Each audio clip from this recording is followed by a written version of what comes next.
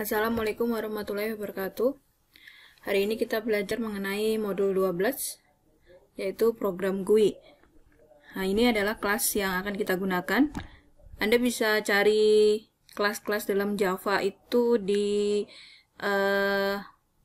internet, di doc.oracle.com. Di situ kita bisa lihat semua kelasnya yang kita bisa ambil mana yang kita butuhkan.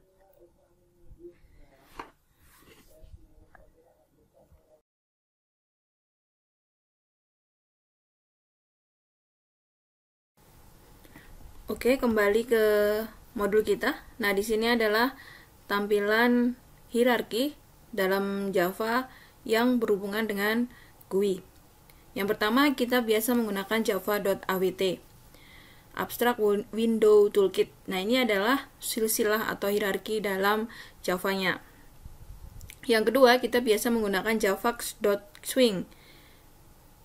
Umumnya lebih mudah kita menggunakan swing, sehingga nanti kebanyakan akan kita sering-sering menggunakan java.swing, walaupun mungkin Anda mengkombinasikan dengan java.awt.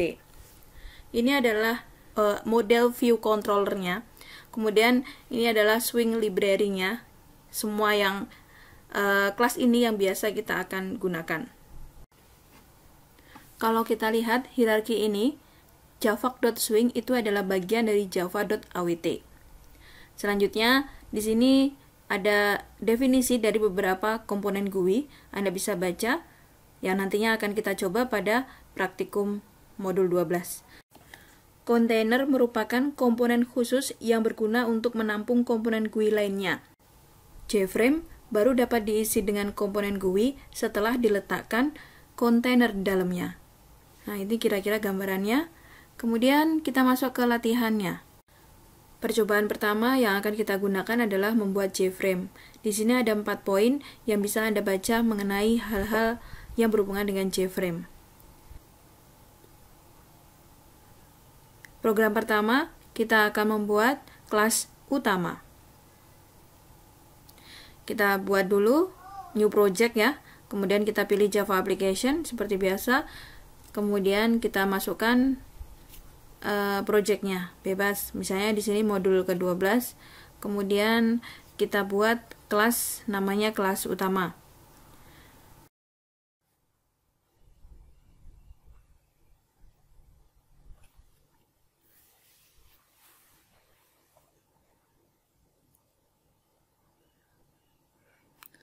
Setelah itu Anda bisa kodekan seperti yang ada pada modul kita.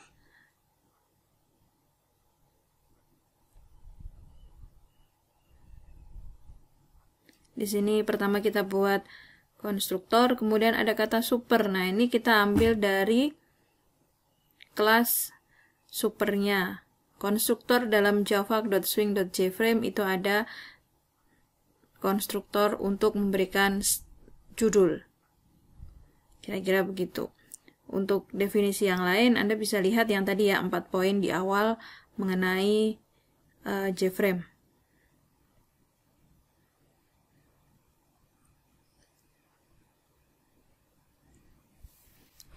Kemudian kita coba jalankan hasil dari kelas utama ini seperti apa. Anda bisa debug atau run saja ya. Ini adalah hasilnya.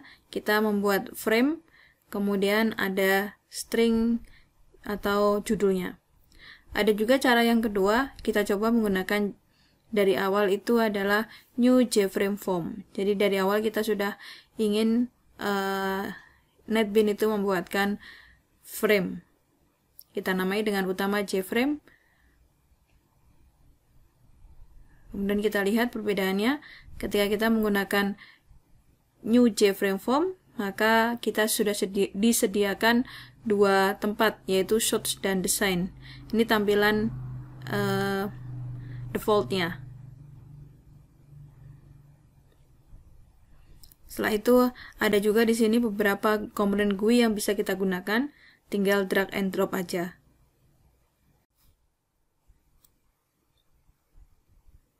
Kemudian kita masuk ke source pada utama JFrame yang tadi. Di sini sudah disediakan set visible.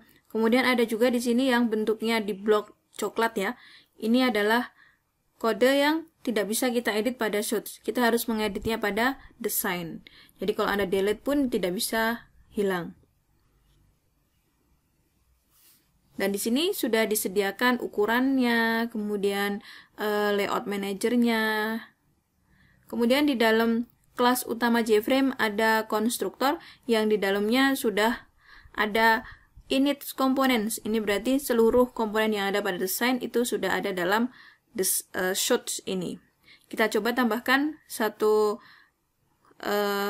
perintah super seperti tadi ya, yaitu memberikan judul pada JFrame. Kemudian ditambahkan juga, misalnya kita coba masukkan set location relative to, diletakkan di tengah, walaupun sebenarnya sudah. Jadi kita lihat saja perbedaannya. Kita run file. Ini di tengah ya, karena saya zoom jadi seperti di pinggir.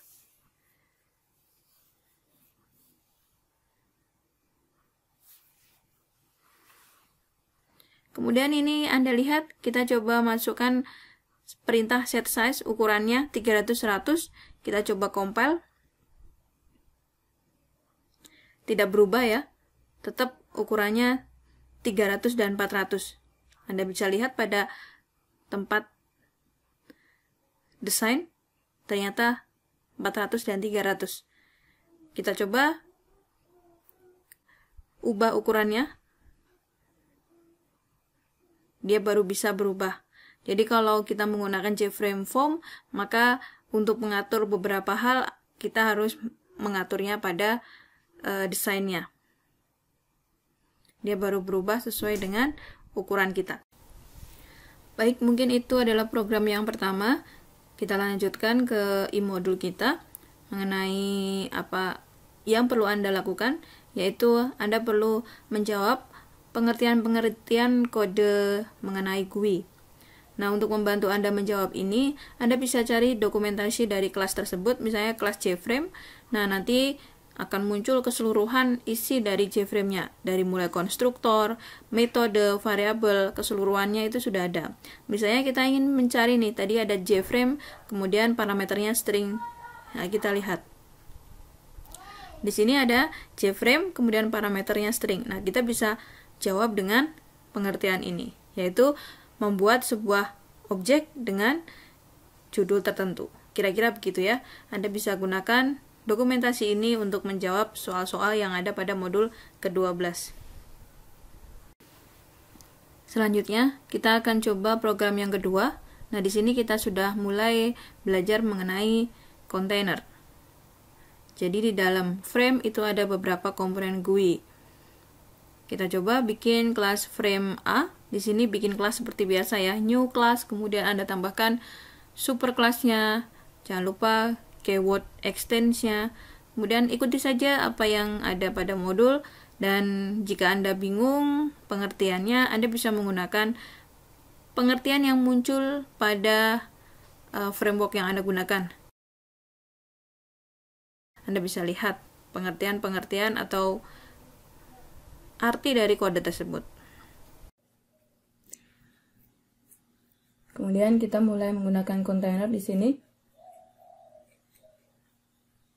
sehingga kita perlu membuat metode getContentPane. Baru kita tambahkan sebuah button, misalkan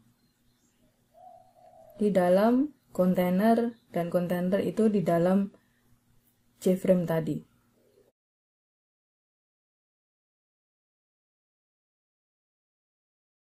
Oke, ini adalah hasilnya. Selanjutnya, ini adalah bahan evaluasi terhadap program yang telah Anda lakukan. Kemudian kontainer, program 3, frame B, kita coba membuat programnya. Jadi di dalam frame B, itu ada beberapa komponen yang akan kita tambahkan. Kita tambahkan kelas saja ya. Kita buat sesuai dengan yang ada pada ebook kita. Frame B, kemudian kita tambahkan superclass-nya. Di sini import otomatis ditambahkan. Kemudian kita menggunakan konstruktor dari superclass-nya. Kita juga menggunakan beberapa metode dari superclass.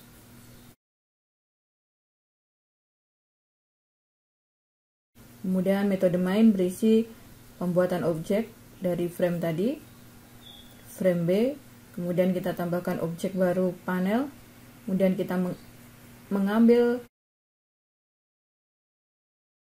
di sini image,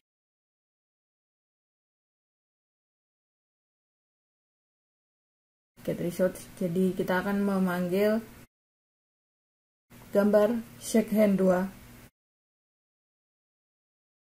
Kemudian kita tambahkan button, di mana button ini akan menampilkan gambar dari image yang sudah kita ambil. Jadi image-nya akan kita letakkan pada J-button. Kemudian kita tambahkan panel, di dalam panel itu ada J-button tadi.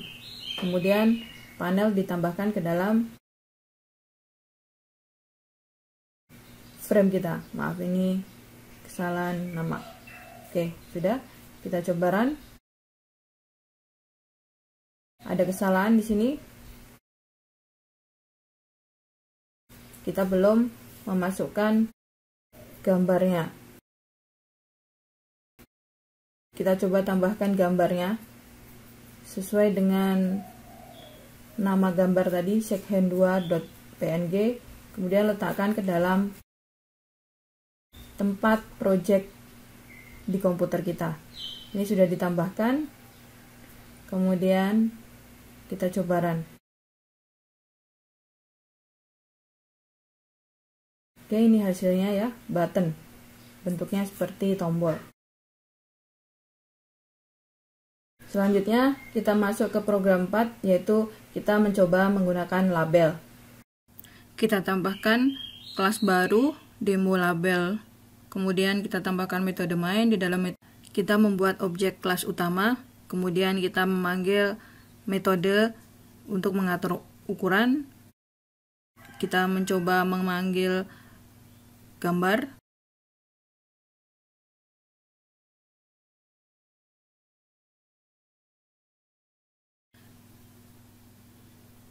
Kemudian kita membuat icon dari gambar yang tadi sudah kita import. Kita buat label baru dengan membuat objek dari JLabel. Kemudian di dalam JLabel nanti akan kita buat di dalamnya gambar dari shakehand 2 tadi. Kemudian kita buat JPanel untuk menaruh label yang tadi kita buat. Kemudian panel kita masukkan ke dalam JFrame. Ini adalah hasilnya. Jadi ada icon dan juga string. Oke, saya rasa itu untuk pembuatan JLabelnya. Selanjutnya adalah JTextField untuk menampung tulisan. Di sini ada demo text field. Kita akan coba. Nah, ini adalah programnya. Kita menggunakan JTextField dan JPasswordField. Jadi nanti teman-teman bisa lihat saja di e-booknya dan Anda coba bagaimana hasilnya. Ini adalah output dari kelas demo text field-nya. Kemudian Anda isi evaluasinya. Dan ini adalah percobaan terakhir, kita mencoba radio button. Di sini ada JRadio button. JRadio button ini ada seperti pilihan. Kita coba membuat seperti yang ada pada e-booknya. Pertama kita atur frame-nya, kemudian kita masukkan JRadio button-nya. Kita namai dengan nama Teams. Kemudian di sini ada 4 JRadio button. Kemudian kita coba urutkan. Ini sama seperti array, dari dimulai dengan 0. Kemudian kita isi apa tampilan dari JButton tadi. Maaf, JRadio button. Di sini ada sangat pilihannya ya, sangat tidak setuju, kurang setuju, setuju, dan sangat setuju. Kita buat panel baru, kemudian kita buat label. Ini untuk tampilan, misalnya ada pertanyaan, sehingga nanti user memilih dari JRadio button.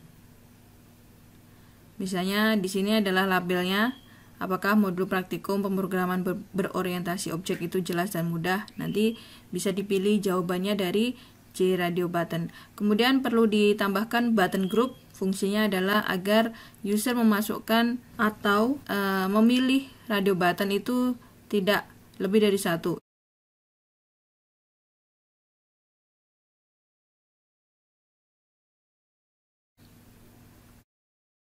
Kemudian di sini tampilannya ada kesalahan ya, nggak muncul. Kita coba lihat errornya. Jadi nanti kalau teman-teman error, kita lihat saja penjelasannya. Di sini adalah array index out of bounds, berarti arraynya melebihi dari standar atau melebihi dari kuota. Di sini ada 4, tapi saya isi 0 sampai 4, berarti ada 5 JRadio button. Jadi kesalahan dari saya menuliskan. Nah, ini jawabannya ya. Oke, saya rasa itu percobaan modul 12. Teman-teman bisa mencoba, kemudian mengisi dari evaluasinya. Tiap-tiap percobaan ada evaluasi. Teman-teman bisa buka dokumentasi Java di Oracle yang tadi sudah di awal kita coba lihat, dan dilanjutkan dengan tugasnya. Selanjutnya kita tunggu hasil dari teman-teman mencoba modul 12. Terima kasih, mohon maaf kalau ada salah kata. Wassalamualaikum warahmatullahi wabarakatuh.